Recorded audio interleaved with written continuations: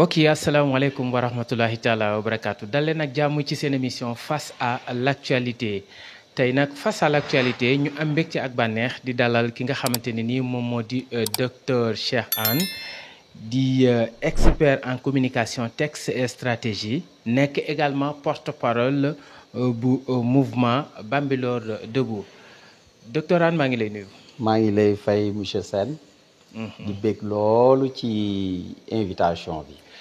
jërë ngeen jëf mbokk yi laata nag ñuy wéyal li nga xamante ne ni moom moo di waxtaan wi ni ñu koy faral di defee rek saa su nekk moo di gërëm suñu sponsor officiel di Sall Ibrahima Niang di yëngatu nag ci wàllub construction nekk fi nga xamante ne ni moom moo di Bambilor mbëtt képp koo xamante ne ni soxla nga ko lu jëm ci wàllub jaayum ciment fer béton ak suuf boo tabaxee waaye ak terrain lépp rek mën nga ko woo ci numéro yi nga xamante ne ni moom mooy jàll ci suufu écran bi docteur dañuy door ci waxtaan bi laaj la sa xalaat ak sa analyse ci commune bu Bambilor vous en tant qu'expert en communication. Merci beaucoup monsieur Sène tout d'abord dama bëggoon boo ma ko permettre ma ziyaar képp ku yeewoo Bambilor ndax yàlla moo dogal commune bii moom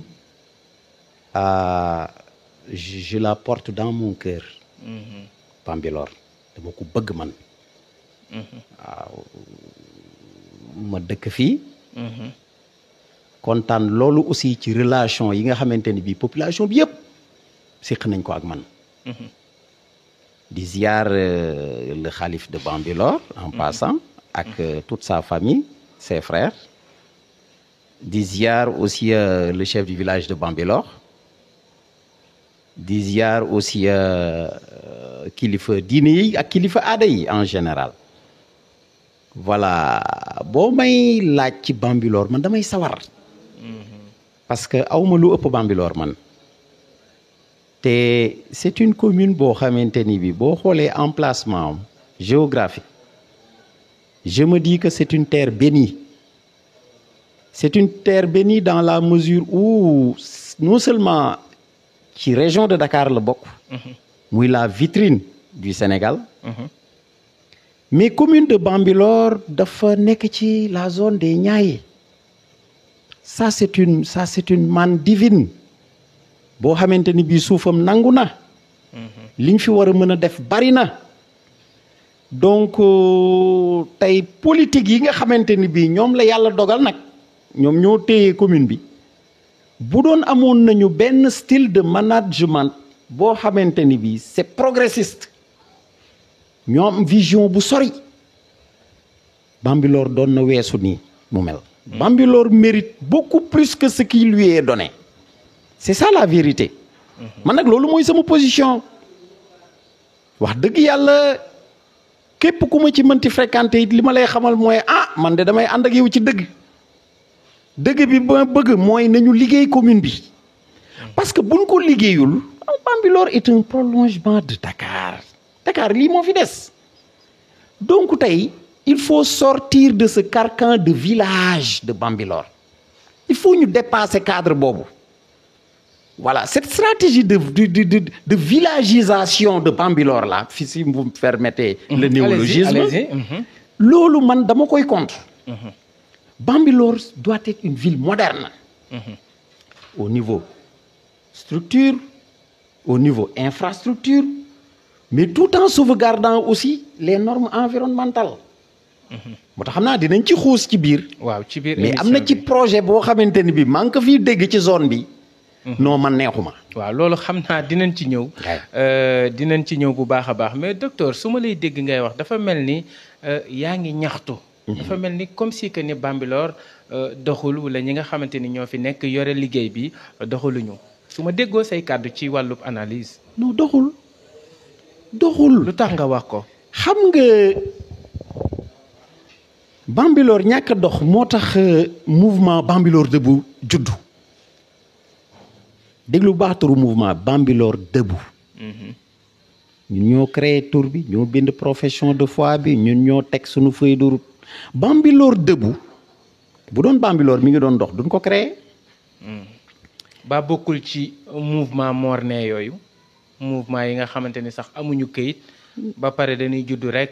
non comme niñ koy waxee ci tubaab morne. xam nga Bambilor Debout travaille comme les termites liggéeyu max la ñuy liggéey.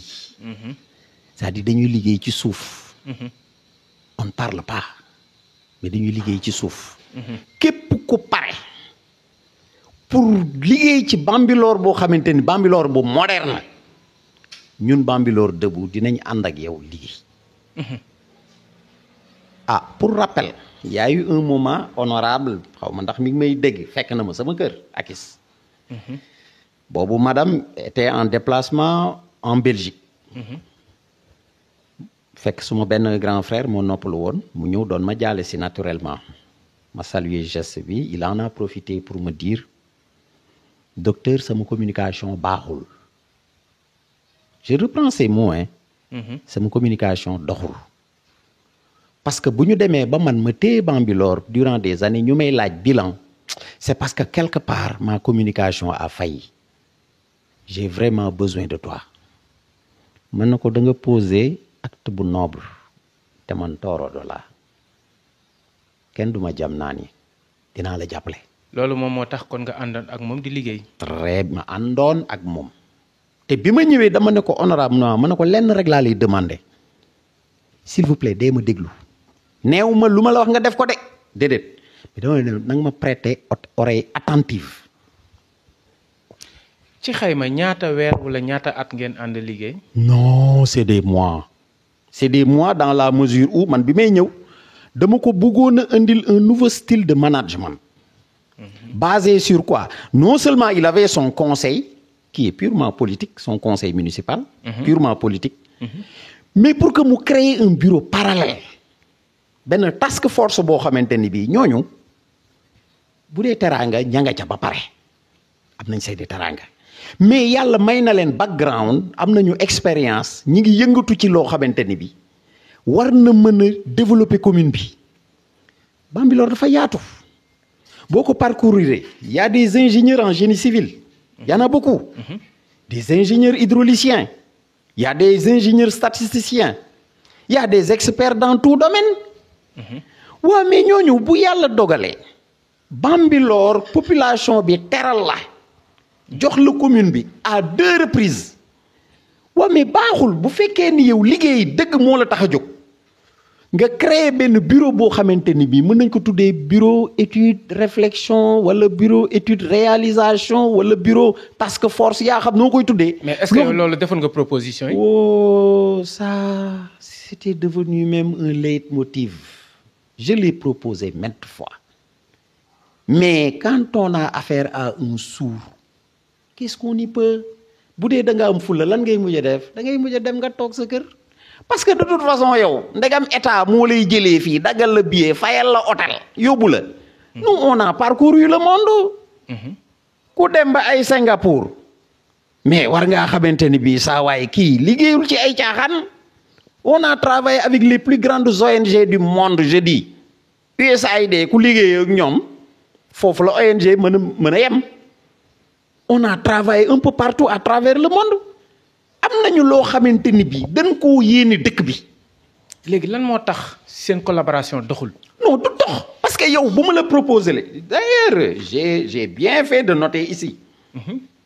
projet Bambilor ca kanam. c'est très simple kooku ñi ngi ko inspiré woon ci Touba ca kanam une démarche participative. waaw mais monsieur Sène xanaa yow yéene nga yow Bambilor benn 10 000 francs par weer yow. exact waay. xanaa man yéene naa ko benn 10 000 francs. waaye nag na fekk fañ koy dugal xam ñañ ko dénk. non lépp organisation boobu yëpp tegoon naa ko. parce que man loolu mooy sama liggéey. d'accord nañu continuer. très bien man loolu mooy sama liggéey. Bambilor ca kanam boobu. ça devait permettre à financer. lu mel ni ay voitures de vidange. et puis ci commune bi ñoom ñoo koy gérer mu doon ay rentrées d'argent yoo xam ne en même temps dafay am rôle social bu muy jouer.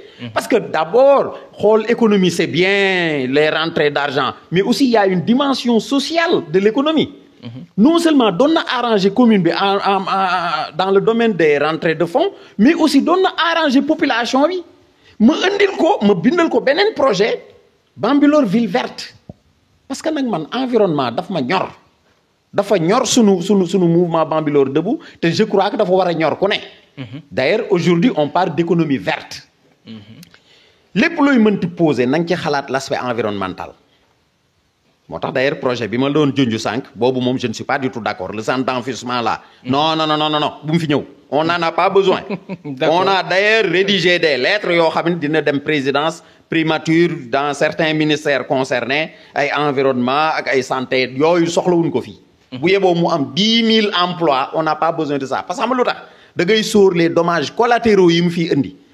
bis bu fi ñëwee muy Bambilor di Sébikotane di Diamniadio di nga fi dégg ay maladies dermatologiques yoo xamante ni bi peau bi lay laal. te du lenn lu dul centre d'enfouissement boobu. lu ma xam laay wax. ñun dañuy tukki ci àdduna bi xam nañ lan mooy centre d'enfouissement on a fait le Pérou.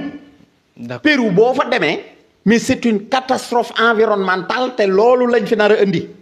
moi je sais de quoi je parle. d'accord voilà dimension yi nag malheureusement dafa tolloowul. monsieur Sène yow yaa ngi tukki xam nga li ma lay wax. si tu fais une comparaison simple entre la commune de Bambilor ak la commune de Malicounda mais monsieur Sène da ngay rus. lu tax ngay rus. yow dugg nga Malicounda ba xool ni ñu aménager les espaces là defar mbedd yi mu set def fa ay garab des palmiers des cocotiers mu jekk bay bëgg a dee loolu bindal naa ko njëkk nee naa ko defal Bambilor ville verte. entrée commune Bambilor ba sortie commune Bambilor ñu def fa des cocotiers espacés de 10 mètres projet boobu bi ma ko koy envoyé je crois qu'il faisait 2 heures du matin man dama sonn ci njañ dama sonn pour njañ liggéey commune bi malheureusement bi ma demee ba xam ni kii il veut pas travailler ce n'est même pas son souci d'ailleurs non damay retiré wu nag n'empêche c'est mon grand hein je l'aime bien je le respecte bien comme ni mu koy waxee sama goro nga c'est bien mais nag na yem foofu quoi na yem foofu waaw na yem foofu parce que nag actuellement moom je le dis haut et fort adversité dugg naa ci te solaat naa mbubbu Che Guevara bi et je vais lutter autour de cette union sacrée là bi ma yàgg wax 2022 dañu xar woon na nee woon naa leen bu ngeen àndul njañ da leen di gagner. D'ailleurs gis naa des communicants en herbe yu ko dagg dugal ko ci yenn panel yi mais bon voilà. waaw léegi balaa ñuy ñëw ci union sacrée boobu ngay wax. ba léegi dañuy ñëw ci collaboration bi nga xamante ni. amoon nga ko ak monsieur Diop Ndiagne. di le maire de Bambilor. ñu koy saluer de passage. alors donc li nga fi lim yëpp ci ay projets. des na Bambilor ville lumière ville lumière. waaw énuméral mu gaaw. voilà Bambilor ville sécure. maanaam bu am sécurité. Bambilor temple du savoir. boo xamante ni bii mais yow le lycée ça c'est un lycée. moi j'ai honte de dire que ça c'est un lycée c'est pas un lycée. il faut tirer vers la modernité monsieur Sène gis nga li may wax waa Bambilor yi may suivre xam nañ ko. est-ce que lycée bokk na ci compétence transférée bu maire. waaw mais le maire am na nu muy taxawee ñu indil ko lycée. man maa la ko wax maire yow itam c'est pas n'importe qui. Ndiagne c'est pas n'importe qui de dafa am pouvoir am na doole. te aussi am na carnet d'adresse. rawatina moment bi fi Macky Sall nekkee président Macky Sall. Ndiagne pouvait réaliser monts et merveilles pour cette commune. Malheureusement il ne l'a pas fait. Et c'est vraiment dommage. Je voudrais profiter aussi de l'occasion peut-être que c'est une digression pour saluer benn nit boo xamante ni ku ma cher la ci commune bi. monsieur Libaas Ba. fu mu mënti ne. na xam ni ñi ngi koy xalaat di ko bégee di ko ñaanal. jàmmam yokk macha allah. alors projet yi nga xamante ni nii da nga ko bind. teg ko tey loolu moom moo tax. nga won ko ginnaaw. alors bu ñuy dikk ci xalaat yi nga xamante ne nii yaa ngi koy faral di xalaat. moom bëgg na tey li nga xam ne moom moo di 3e mandat lan moo ci sa xalaat. déjà yow bi nga koy tudd sax tiito monsieur Seck. non tiituma. non troisième mandat boobu je crois que képp koy wàcc sax Sénégal AIBD. non boo wàccee di nga xam ni fii moom troisième mandat moom vent boobu mënatu fee souffler. non mais amul benn ci constitution bi loo xamante ne nii wax nañ ni. ci commune waaw laisse-moi terminer parce que dañ ni ci constitution bi amul fenn foo xamante ni nee nañ un maire il n'a pas le droit de se présenter pour un troisième mandat. xam naa loolu mais xam nga man nag dafa am koo xamante ni bii daanaka dama ko jàppee comme prophète. borom xam-xam bu wér boo xam dama soutenir ci moom thèse. Jürgen Habermas dafa wax lu am solo dans sa philosophie de la démocratie. Et dans sa philosophie du criticisme. De la démocratie radicale et du criticisme. dafa ni en politique comme en sport il y a une réalité inéluctable. C'est qu'il faut savoir s'arrêter à temps. Il faut savoir s'arrêter au bon moment. mais bu fekkente ni moom population bi ñoo ko soxla. xam nga je rappelle que Mandela. président Mandela. bi muy wax ni noo bëggatul dafay joxe lenge yi. il était crédité de 75%. sondage. mu xam ni moom bu delloo dafay gagné. mais pourtant delluwul. mais bon ce n'est même pas comparable ak kaawu Bambilor. dama posté fan yee ma ne Ndiagne a déjà perdu la commune. d'accord loolu dinañ ci ñëw mais léegi man xam nga li tax dama bëgg nga jox ma ay base yoo xamante ne nii. maanaam ay argument yoo xamante ne nii. loolu moom moo tax nga ni warul présenter wu pour un troisième mandat. très bien est-ce que ci bilan la wala est-ce que ci xam-xam la. wala ci yàggaay ci commune bi la wala lan la dama bëgg nga jox ma argument bu leer. benn bi ci bilan la parce que nag Bambilor maa ngi leen di gërëm di leen sant foofu wàccoo nañoo Ndiagne teral nañ ko de ku la jox commune bi 2 fois kooku wàccoo na ak yow il a montré ses limites des gens te xam naa ni loolu du man rek bëri na ñu ñëwoon approché ko pour jàppale ko ci gestion commune bi mais il veut pas am na 2 mandats non c'est bon man je lui aurais conseillé te yëg naa ni am na ñu koy wax loolu que ni ko non maire bàyyil man je lui aurais conseillé mu jiital kenn ba pare ne ci wetam jàppale ko parce que nag des lieutenants il en a xanaa ñoom compétent wuñu comme ku ci mel ni kan.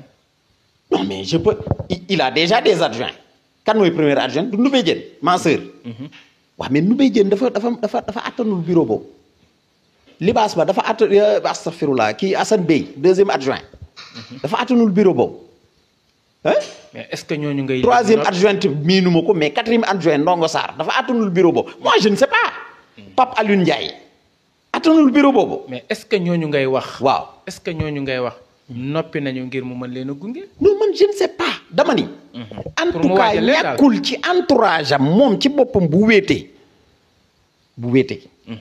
ak yàlla moom kot xanaa war naa mën a gis ci entourage am koo xam ni moom daf koy soutenir pour mu wuutu ko xam nga lii ku la bëgg rek moom moo la koy wax man Ndiagne bañuma ko te moom xam na loolu te xam naa ne am na ñeneen ñu ko bëgg soit ci ay amis d'enfance am wala ci ay collaborateurs am ñoo xam ni ñàkkul ñi ngi ko koy souffler ba ci même sa famille ñàkkul ñu ko yoon ne woon non arrête parce que nag li ma la wax léegi rek te inspiré wu ko ci Jürgen Habermas il faut savoir s'arrêter à temps. Bambilor mu ngi dox wala doxul. mais Bambilor loolu kay dama lay renvoyer question bi. non je te pose la question. mais Bambilor pajaas bu tas lay nurul li may wax nag xale yi duñ ko xam parce que xale yi moom xamuñu mat laa pajaas mais pajaas yu njëkk ya. non mais docteur ba pare bu tasaaroo. non loolu ëpp na parce que boo nee. nu ëppul yow bi ngay ñëw foo jaar du tali bu xonk nga jaar fi ñu tuddee tali bu xonk mais tali bu xonk ressemble à quoi à un bal de fou animé par un sourd-muet koñ bii ñu toog nii mooy koñu mbaam xuux dégg naa noonu lu tudd mais koñ bi lan lay nurool dugal ci koñ bi foo romb boo retourner sa kër il faut nga jàppaat wala nga dem nga sanguwaat parce que fu ne la ñuy tuur ndox te pourtant am naa koo xamante ni sama nit la. dama ko indi à 3 reprises. ci mairie bi pour mu rencontrer Ndiagne pour dimbali ko. xam nga Ndiagne loolu la xamul. man ñi ma ko indi jëpp pour ñu dimbali ko la. waaw ki ma lay wax il est directeur exécutif d'une ONG. bu dee bëgg nga ko mën naa ko tudd. bu dee affaire publicité ngay. non boo defee publicité rek moom ONG bi moom dina ñëw bokk ci partenaire. kon nag naa ne teg. moo gën nag. kooku ONG am dafa chapeauté beneen fédération bu ngand boo xamante ne bii non seulement dañuy xeex tuur mbedd. tuur ndox ci mbedd yi. dañu war a gas ay puisards. waaw mais loolu mais loolu du ressortu mairie. non mais il faut non mais xanaa booy dugg ci kër yow sa kër Ndiaga Sène man damay bëgg ñëw rek commencé gas. waaw d'accord mais d'accord naa li nga wax di nga téye sama loxo ne ma man maay borom kër gi loo fi def. da nga joxe exemple. foo xamante ni ci Bambilor. waaw bu fekkente ni nit ñi ñu ngi tuur ndox ci mbedd mi loolu civisme bi nga xamante ni. waaw ndaw ñi. wala askan wi ci boppam war nañ ko mën a am. waaw loolu ñoom la. mais non yow mi gérer commune bi. yow yaa war a doon le moteur de l'action. yow yaa war a doon le premier acteur bi inciter les populations parce que gis nga nag njiit dafa am lu ñu koy doyee. maanaam. Ndiaga Sène yow sa kër say doom bu la gisul ngay taxaw di julli. bu leen neexee duñ julli dama la làkk de. kon yow miy njiit am na yow yaa war a am posture boo xam ni nit ñi dañuy inspiré wu ci waaw mais ce monsieur vraiment il est venu il veut faire du beau il veut faire du bien kon ñun itam nañ ci topp ba pare nga teg des mesures yoo xamante ni bii dañuy sécuriser projet yooyu. ki ma lay wax nii mais projet boobu la indiloon Ndiagne. Ndiagne a refusé de le rencontrer. mu ne ma Cheikh man aw ma jot yow xam nga ni aw ma jot man jeune moom il ne reste pas une semaine au Sénégal amul jot ma ne ko grand kon demal. maintenant waa commune de Diender. ndeysaan li waa Bambilor waroon bénéficier wu. waa commune de Diender ñoom lay bénéficier wu. je salue en passant l'adjoint au maire Amadou Mame Diop. jërëjëf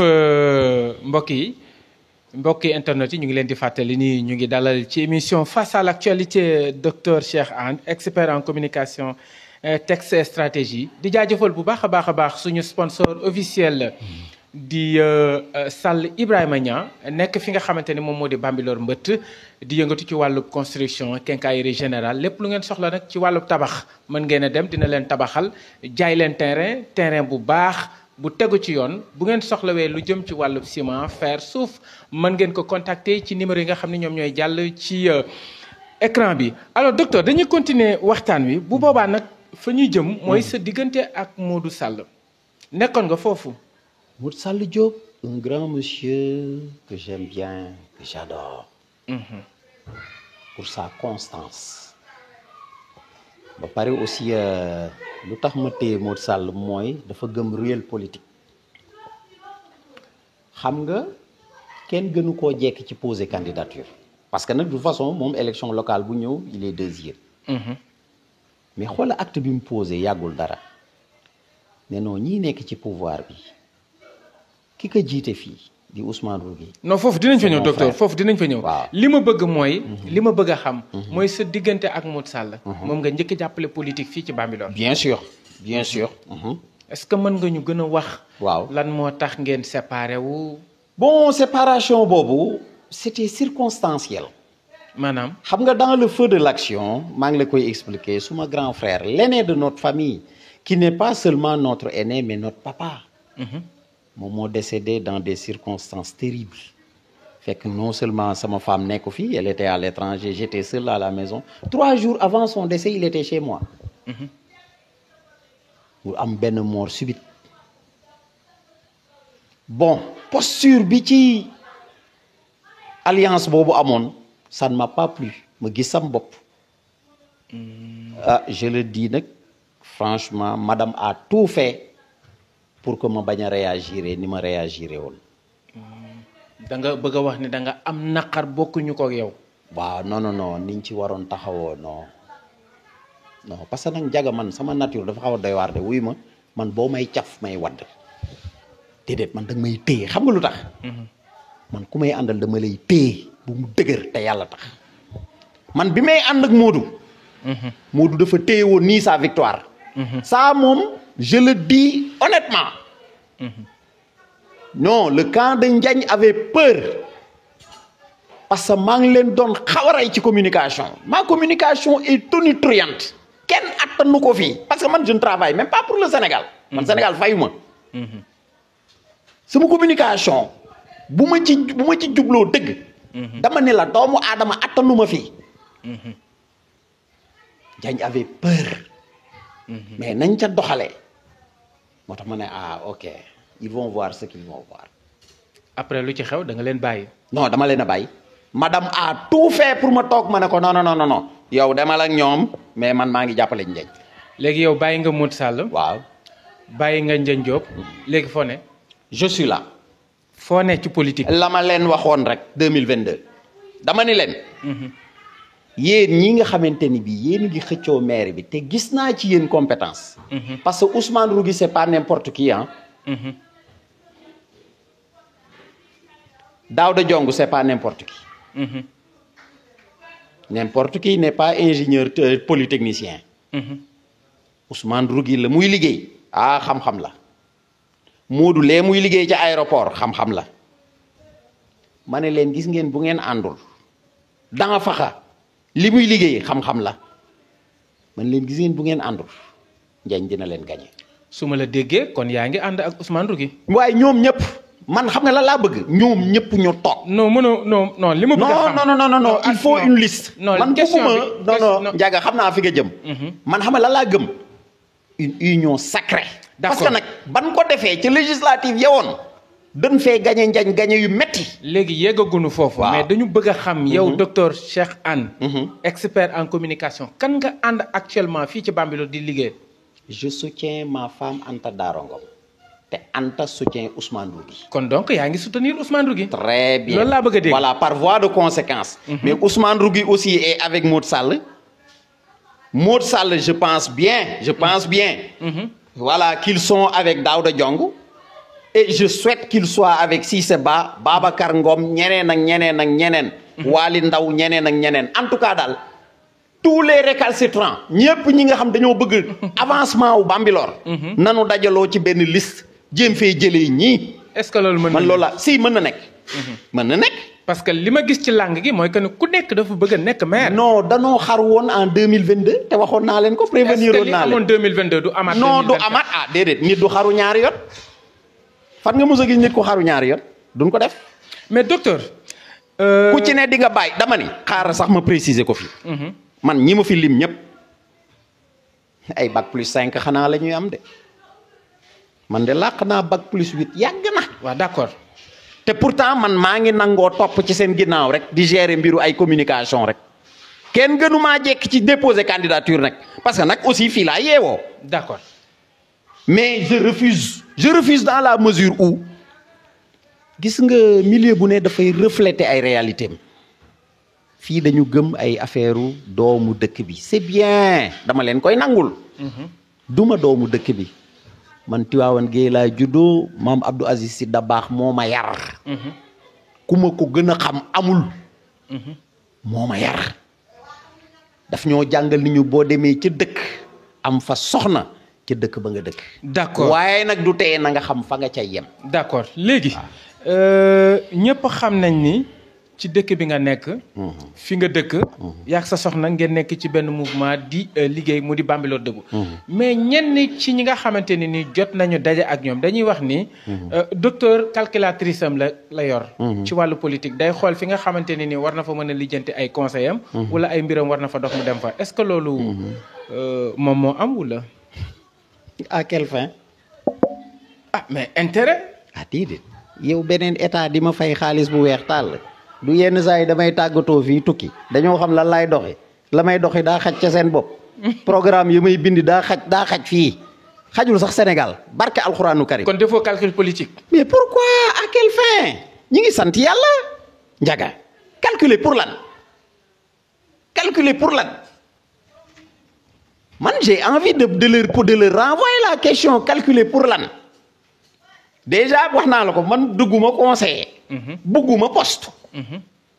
soxlawuma fauteuil. waaw mais calculer pour lan kon. alors Bambilor debout. oui. base bi est-ce que taxaw na dëgër na. base bi dama lay wax mouvement bu ko gën a dëgër base amul. fii ci Bambilor. maa la ko wax. te xam nga loolu waral loolu. ah très bien. l'initiatrice muy Anta. elle travaille avec les groupements de femmes. te gis nga ce que femme veut Dieu le veut moytul ma jigéen ñi ku ñu jàppale nga yéeg mais ku ñu mbas nga daanu. mouvement bu dëgëree noonu lan moo tax donc waajaloo leen ngir dem ci ay compétition mais ngeen di bootu ci ginnaaw benn leader. non parce que ñun suñu objectif du loolu ñun suñu objectif du ñu jiite téye nguur déedéet. lan la. defar commune bi képp ku ñu xamante ni bi yow am nga xam-xam bi am nga posture bi te en vérité am nga benn vision boo xamante ni bi teg nga ko ñun dañu gëm programme. Modou Sall Diop xëy na bu suivre émission bi du ma weddi. yëkkati naa programme Bambilor de boo xam man maa ko bind jox ko programme boo xamante ni bi axe yëpp 9 compétences transférées yëpp daf ko tenir en compte c'est avec Modou Sall Diop. kon nga xamante ni bii gisee ñun xam-xam la ñu gëm njaga nañ bàyyi caaxaan commune xam-xam ma ko yor boo demee Malicounda dama koy citer encore Maguette Sène ma fa nekk maire boo fa duggee xam ni dëkk bii ki ko yor boroom xam-xam la Maguette Sène c'est un administrateur civil. il joue sur son agenda sur son carnet d'adresse di liggéey lu am solo ci commune am man bu ma fa duggee man damay rus parfois boo rëccee dugg Saly war a am séminaire foofu tu passes par Malicounda mais yow da ngay rus da nga naan mais pourquoi Bambilor melul nii. L'autre maire de Sandiara il est devenu maintenant ministre Serigne Gueye Diop on le salue en passant di ko féliciter ci promotion boobu mais écoutez xoolal Sandiara est devenu un hub économique man loolu laa gëm moi j'ai fait Singapour man dama gëm ni Bambilor war na mën a mel ni Singapour.